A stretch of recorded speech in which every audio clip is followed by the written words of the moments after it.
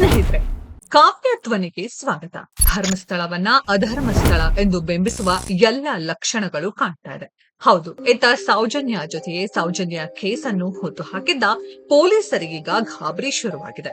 ನಾನ್ಯಾಕೆ ಹೀಗೆ ಹೇಳ್ತಾ ಇದ್ದೀನಿ ಗೊತ್ತಾ? ನೋಡಿ, ಸೌಜನ್ಯ ಕೇಸಲ್ಲಿ ಸಾಕ್ಷಿನಾಶ ಆಗಿರೋದಂತೂ ಪಕ್ಕ. ಅದನ್ನ ನಾನೇನು ಹೊಸದಾಗಿ ಹೇಳ್ಬೇಕಾಗಿಲ್ಲ. ಇದೀಗ ಹೊತ್ತಿಟ್ಟಿದ್ದ ಈ ಕೇಸ್ ಜೊತೆಗೆ ಇನ್ನು ಹಲವಾರು ಕೇಸ್ಗಳನ್ನ ಹೊರ ತೆಗೆಯಲು ಬಂದಾಗಿದೆ ಭೀಮಾ.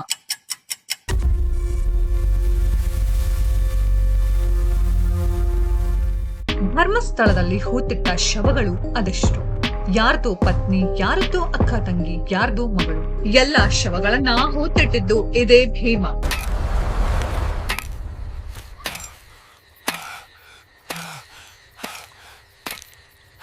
ಹೀಗಂತ ನಾನ್ ಹೇಳ್ತಾ ಇಲ್ಲ, ಸ್ವತಃ ಭೀಮನೇ ರೈಟಿಂಗ್ ಸ್ಟೇಟ್ಮೆಂಟ್ ಅಲ್ಲಿ ಕೊಟ್ಟಿದ್ದಾನೆ. ಪತ್ರದಲ್ಲಿ ಸುಮಾರು 2 ದಶಕಗಳಿಂದ ಹಲವಾರು ಬಲಿಪಶುಗಳ ಶವಗಳನ್ನ ಹೂಳಲು ಅಥವಾ ಸುಡಲು ತನ್ನನ್ನ ಒತ್ತಾಯಿಸಲಾಗಿದೆ ಎಂದು ಭೀಮಾ ಆರೋಪಿಸಿದ್ದಾನೆ. ಅವರಲ್ಲಿ ಹಲವರು ಮಹಿಳೆಯರು ಮತ್ತು ಅಪ್ರಾಪ್ತ ವಯಸ್ಕರು. ಆ ಶವಗಳಲ್ಲಿ ಲೈಂಗಿಕ ದೌರ್ಜನ್ಯ ಮತ್ತು ಕ್ರೂರ ಹಿಂಸೆ ಚಿಹ್ನೆಗಳು ಇದ್ವು ಅಂತ ಸ್ಪಷ್ಟವಾಗಿ ಹೇಳಿದ್ದಾನೆ.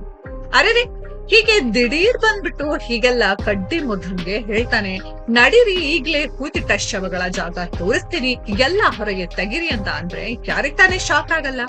ಇಷ್ಟೆಲ್ಲ ವಿಚಾರ ಈತನಿಗೆ ಗೊತ್ತು ಅಂದ್ರೆ ಈತನಿಗೂ ಧರ್ಮಸ್ಥಳಕ್ಕೂ ಏನ್ ಸಂಬಂಧ? ಅಷ್ಟಕ್ಕೂ ಯಾರು ಈ ಭೀಮಾ? ಕಂಪ್ಲೀಟ್ ಆಗಿ ಹೇಳ್ತೀನಿ, ವಿಡಿಯೋನ ಸ್ಕಿಪ್ ಮಾಡದೆ ಕೊನೆವರೆಗೂ ನೋಡಿ. 1995 ಮಂಡ್ಯದಲ್ಲಿ ಹುಟ್ಟಿದ ಈತನೇ ಶಾಲೆಗೇನೂ ಹೆಚ್ಚು ಹೋಗ್ಲಿಲ್ಲ. ಮನೆಯಲ್ಲಿ ಕಡು ಬಡತನ. ವಯಸ್ಸಾಗ್ತಾ ಆಗ್ತಾ ಈತನಿಗೂ ಜವಾಬ್ದಾರಿ ಬೇಕಲ್ವಾ? ಕೆಲಸಕ್ಕಾಗಿ ಅಲಿತಾ ಇದ್ದ. ಈತನಿಗೆ ನೆರವಾದವನೇ ಈತನ ಅಣ್ಣ. ಭೀಮನ ಅಣ್ಣ ಅಂದು ಧರ್ಮಸ್ಥಳ ದೇವಸ್ಥಾನ ಅಂಗಳ ಸ್ವಚ್ಛಗೊಳಿಸೋ ಕೆಲಸ ಮಾಡ್ತಾ ಇರ್ತಾನೆ. ಈತ ಭೀಮನನ್ನು ಧರ್ಮಸ್ಥಳಕ್ಕೆ ಕರ್ಸ್ಕೊಳ್ತಾನೆ. ಈತನಿಗೆ ಒಂದು ಕೆಲ್ಸಾನೂ ಕೊಡ್ತಾನೆ. ಅದೇನಪ್ಪಾ ಅಂದ್ರೆ ಪ್ರತಿದಿನ ನೇತ್ರಾವತಿ ನದಿ ದಡವನ್ನ ಕ್ಲೀನ್ ಮಾಡೋ ಕೆಲ್ಸ. ಅಲ್ಪಾನೋ ಸ್ವಲ್ಪಾನೋ ಬರೋ ಸಂಬಳ ತಗೊಂಡು ಕೊಟ್ಟಂತ ಕೆಲಸವನ್ನ ನಿಯತ್ತಾಗಿ ಮಾಡ್ತಾ ಇದ್ದ ಭೀಮಾಗೆ ಕೆಲವು ದಿನಗಳ ನಂತರ ನೇತ್ರಾವತಿ ದಡದಲ್ಲಿ ಶವಗಳು ಕಾಣಿಸೋಕೆ ಶುರುವಾದವು. ಅವು ನೀರಿಗೆ ಬಿದ್ದ ಹಾಗೆ ಇರ್ತಾ ಇರಲಿಲ್ಲ, ಯಾರೋ ಏನೋ ಮಾಡಿ ಬಿಸಾಡಿದ ರೀತಿ ಇರ್ತಾ ಇತ್ತು. ಒಂದು ದಿನ ಹೀಗೆ ಆಗಿದ್ರೆ ಭೀಮನಿಗೆ ಅಷ್ಟೇನೂ ಗಾಬರಿ ಆಗ್ತಿರ್ಲಿಲ್ಲ. ಆದ್ರೆ ಅದೇ ನದಿ ದಡದಲ್ಲಿ ಪದೇ ಪದೇ ಈ ರೀತಿ ಶವಗಳು ಬೀಳೋಕೆ ಶುರುವಾದವು. ಭೀಮನಿಗೆ ಅನುಮಾನದ ಜೊತೆಗೆ ಭಯ ಶುರುವಾಯಿತು. ಇನ್ನೇನು ಭೀಮಾ ಈ ವಿಚಾರವನ್ನ ತನ್ನ ಸೂಪರ್ವೈಸರ್ಗೆ ಹೇಳ್ಬೇಕು ಅನ್ನೋಷ್ಟರಲ್ಲಿ ಸೂಪರ್ವೈಸರೇ ಭೀಮನನ್ನ ಒಂದು ದಿನ ಕರೀತಾರೆ ಮತ್ತು ಹೇಳ್ತಾರೆ, ನೇತ್ರಾವತಿ ನದಿ ದಡದಲ್ಲಿ ಶವಗಳು ಕಂಡ್ರೆ ಯಾರಿಗೂ ಗೊತ್ತಾಗದ ರೀತಿಯಲ್ಲಿ ದೂರದಲ್ಲಿ ತಗೊಂಡು ಹೋಗಿ ಹೂತ್ ಬಿಡು ಅಂತ. 1 ದಿನ 2 ದಿನ ಅಲ್ಲ, ಭೀಮಾಗೆ ಇದು ಕಾಯಂ ಕೆಲಸ ಆಗೋಯ್ತು. ಅಲ್ಲ, ಈ ಕೆಲಸ ಪೊಲೀಸರು ಮಾಡ್ಬೇಕು, ನನಗೆ ಯಾಕೆ ಹೇಳ್ತಾ ಇದ್ದಾರೆ ಎಂದು ಭೀಮಾಗೆ ಹಲವು ಬಾರಿ ಅನ್ಸಿದೆಯಂತೆ. ಆದ್ರೆ ಆತ ಹೇಳುವುದಾದರೂ ಯಾರಿಗೆ? ಹಲವಾರು ಪ್ರಭಾವಶಾಲಿ ಕೈಗೆ ಸಿಕ್ಕಾಕಿಕೊಂಡು ಸುಮ್ಮನೆ ಇರ್ಬೇಕಾಯ್ತು ಅಂತ ದೂರಿನಲ್ಲಿ ಭೀಮಾ ಹೇಳ್ಕೊಂಡಿದ್ದಾನೆ. ಏನೂ ವಿಚಾರಿಸದೆ, ಅಂತ್ಯ ಸಂಸ್ಕಾರವೂ ಮಾಡದೆ ಈ ರೀತಿ ಪ್ರತಿ ಶವ ಹೂಳುವಾಗ ಭೀಮಾಗೆ ಪಾಪ ಪ್ರಜ್ಞೆ ಕಾಡ್ತಾ ಇತ್ತಂತೆ, ನರಗ್ತಾ ಇದ್ನಂತೆ. ಇನ್ನು ಪೊಲೀಸರಿಗೆ ಮಾಹಿತಿ ಇರ್ಲಿಲ್ವಾ ಅಂತ ಕೇಳೋದಾದ್ರೆ ಪೊಲೀಸರಿಗೆ ಎಲ್ಲವೂ ಗೊತ್ತಿತ್ತಂತೆ, ಆದ್ರೆ ಏನೂ ಮಾಡ್ತಾ ಇರ್ಲಿಲ್ವಂತೆ. ತಿಂಗಳಾದ್ರೆ ಸಾಕು ಆ ಮನೆ ಮುಂದೆ ಹೋಗಿ ನಿಲ್ತಾ ಇದ್ರಂತೆ. ಆ ಊರಿನ ಜನರು ಹಲವಾರು ಬಾರಿ ಪೊಲೀಸ್ ಬಳಿ ದೂರು ಕೊಟ್ಟಿದ್ರು, ಆದ್ರೂ ಏನೂ ಪ್ರಯೋಜನ ಆಗದೆ ಹಿಡಿ ಶಾಪ ಹಾಕಿದ್ದು ಇದೆಯಂತೆ. ಇನ್ನು ಈತ ಒಂದು ಘಟನೆಯನ್ನ ಹೇಳ್ತಾನೆ. 20 ವರ್ಷದ ಯುವತಿಯ ಮುಖಕ್ಕೆ ಆಸಿಡ್ ಎರಚಿದ್ದು ಆ ದೇಹವನ್ನ ನ್ಯೂಸ್ ಪೇಪರ್ ನಲ್ಲಿ ಸುತ್ತಿದ್ರಂತೆ. ಅದನ್ನ ಡೀಸೆಲ್ ಕೊಟ್ಟು ಸುಡೋಕೆ ಈತನಿಗೆ ಹೇಳಿದಂತೆ. ಎಲ್ಲವನ್ನ ಭೀಮಾ ದೂರಿನಲ್ಲಿ ವಿವರಿಸಿದ್ದಾನೆ.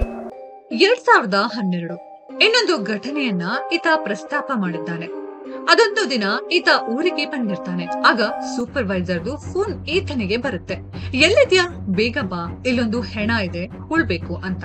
ಆಗ ಭೀಮಾ ಹೇಳ್ತಾನೆ, ಇಲ್ಲ ದನಿ, ನಾನು ಊರಿಗೆ ಬಂದಿದ್ದೀನಿ ಅಂತ. ಆಗ ಫೋನ್ ಮಾಡಿದವನು ಈತನಿಗೆ ಯಾರನ್ನ ಕೇಳ್ಕೊಂಡ್ ಹೋದೆ ಅಂತ ಚೆನ್ನಾಗಿ ಬೈದು ಫೋನ್ ಇಡ್ತಾನೆ. ಅಷ್ಟಕ್ಕೂ ಅವತ್ತು ಶವ ಆಗಿದ್ದು ಬೇರೆ ಯಾರು ಅಲ್ಲ, ಸೌಜನ್ಯ. ಒಂದು ವೇಳೆ ಅಲ್ಲೇ ಇದ್ದಿದ್ರೆ ಭೀಮಾ ಸೌಜನ್ಯ ಶವವನ್ನ ಹೂತು ಬಿಡ್ತಾ ಇದ್ದ. ಹೀಗಾಗಿದ್ರೆ ಸೌಜನ್ಯ ಪ್ರಕರಣವೇ ಆಚೆ ಬರ್ತಾ ಇರಲಿಲ್ಲ. ಅದಾದ ನಂತರ ಭೀಮನಿಗೆ ಜೀವ ಬೆದರಿಕೆ ಹಾಕಿದ ಸೂಪರ್ವೈಸರ್ ಮೇಲೆ ಭೀಮನಿಗೆ ಪ್ರಾಣ ಭಯ ಕಾಡೋಕೆ ಶುರುವಾಯಿತು.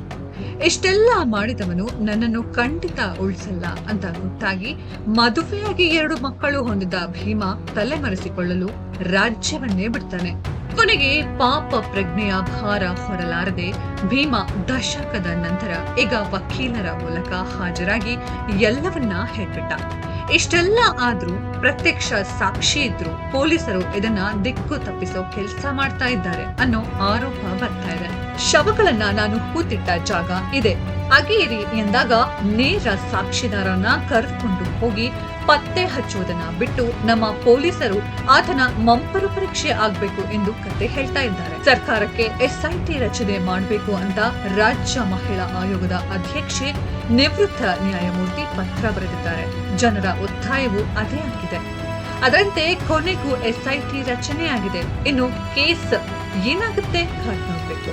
ಸ್ನೇಹಿತರೆ, ಸೌಜನ್ಯಗೆ ನ್ಯಾಯ ಸಿಗಬೇಕು ಅನ್ನೋರು ತಪ್ಪದೆ ಈ ವಿಡಿಯೋನ ನಿಮ್ಮ ಎಲ್ಲಾ ಫ್ಯಾಮಿಲಿ ಫ್ರೆಂಡ್ಸ್ಗೆ ಹೆಚ್ಚು ಶೇರ್ ಮಾಡಿ. ಈ ವಿಡಿಯೋ ಇಷ್ಟ ಆಗಿದ್ರೆ ಲೈಕ್ ಮಾಡಿ, ಹಾಗೆ ಚಾನೆಲ್ ನ ಸಬ್ಸ್ಕ್ರೈಬ್ ಮಾಡೋದು ಮರಿಬೇಡಿ.